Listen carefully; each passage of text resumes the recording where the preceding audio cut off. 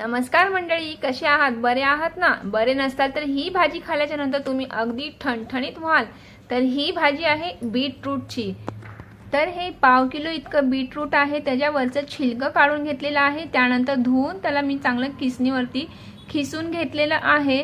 तर आता ह्या भाजीमध्ये टाकण्यासाठी आपल्याला एक मीडियम साईजचा कांदा बारीक चिरलेला घ्यायचा आहे। त्यानंतर 1 चम्मच ओलं खोबरं खिसून घेतलेला आहे, एक कढीपत्त्याची ढाळ, थोडीशी कोथिंबीर बारीक चिरलेली, त्यानंतर आलं लसूण पेस्ट 1 चम्मच, एक हिरवी मिरची आणि त्यानंतर एक छोटासा मीडियम साईजचा टोमॅटो बारीक चिरून घेतलेला आहे। तर सर्वात अगोदर गॅस पेटवल्यानंतर आपल्याला ठेवायची आहे एक कढाई, त्यामध्ये घालायचं आहे 1 चम्मच तेल आणि कडकडीत अशी मोहरीची फोडणी घालायची आहे।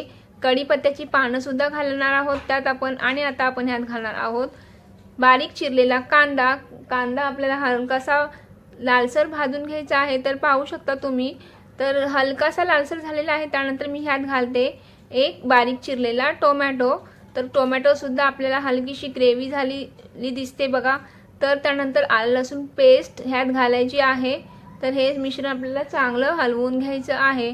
त्यानंतर आता आपण घालणार आहोत ह्यात मसाले। तर सर्वात अगोदर मी अर्धा चम्मच काश्मीरी लाल मिर्च पावडर घातलेली आहे आणि घरातला मी घाटी मसाला सुद्धा अर्धा चम्मच घातलेला आहे।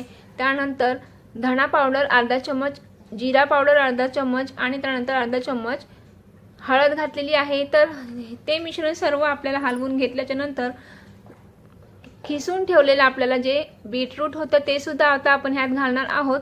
त्यानंतर चवीनुसार मीठ घालायचं आहे आणि आता हे मिश्रण आपल्याला चांगलं हलवून घ्यायचं आहे उलटण्याच्या सहाय्याने।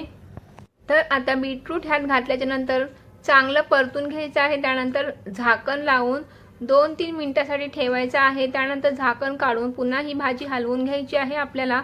तर असंच आपल्याला 2-3 वेळा करायचं आहे, तेव्हाच आपली ही भाजी मस्तपैकी बनणार आहे।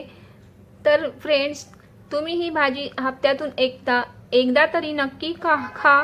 त्यामुळे काय होईल की तुमच्या शरीरात हिमोग्लोबिनची कमी कधीच जाणवणार नाही। आणि हल्लीच्या काळामध्ये तर माणसांमध्ये खूपच हिमोग्लोबिनच्या कमतरता जाणवत आहे। त्यामुळे ही भाजी प्रत्येकाने, मी तर म्हणते, हप्त्यातून एकदा खाल्लीच पाहिजे।